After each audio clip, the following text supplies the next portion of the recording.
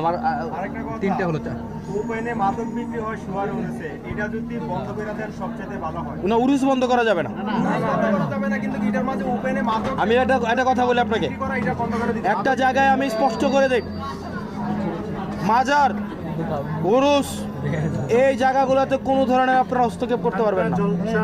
খানকা, জলসা এগুলোতে হস্তক্ষেপ করতে পারবেন না। যার যার বিশ্বাস তার কাছে, যার যার বিশ্বাস।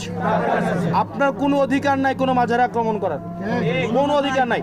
আপনি যদি কোনো মাজারে আক্রমণ করেন, কোনো খানকা জলসা আপনি আক্রমণ করেন, আমি কিন্তু এটা আইনগতভাবে ব্যবস্থা নিব। শুনেন, আপনি কারো ধর্মীয় অনুভূতিতে আঘাত দিতে পারবেন না।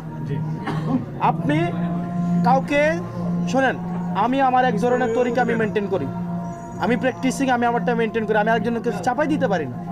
আমি চাপাই দিতে পারি? আমি ধরেন এনে হাত বান্ধি, আমি জোর করে কেন বাঁধাইতে পারবো? আরেকজন এনে বাঁধে, তারা জোর করে কেন বাঁধাবেন? আপনি বাঁধাবেন, অধিকার আছে।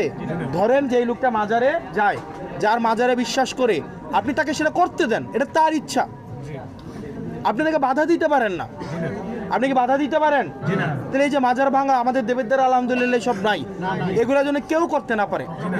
আমাদের শুনেন, এটা একটা বাগান, বাগানে বিভিন্ন ধরনের ফুল থাকবে, সবাই একরকম হবে না।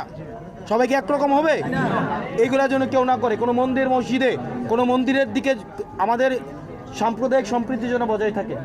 আমাদের হিন্দু ভাইয়েরা যেন আমাদের কাছে সবচেয়ে বেশি কি থাকে, সেফ থাকে, সিকিউর থাকে, নিরাপদ থাকে। এটা দায়িত্ব কার? এটা দায়িত্ব কার? আমাদের।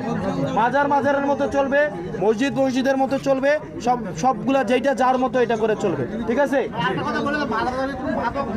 এবার আসেন, এটা আমি প্রশাসনকে আমি বলবো, এটা আমি বলবো, তবে দয়া করে একটু আইন হাতে তুলে নেবেন না।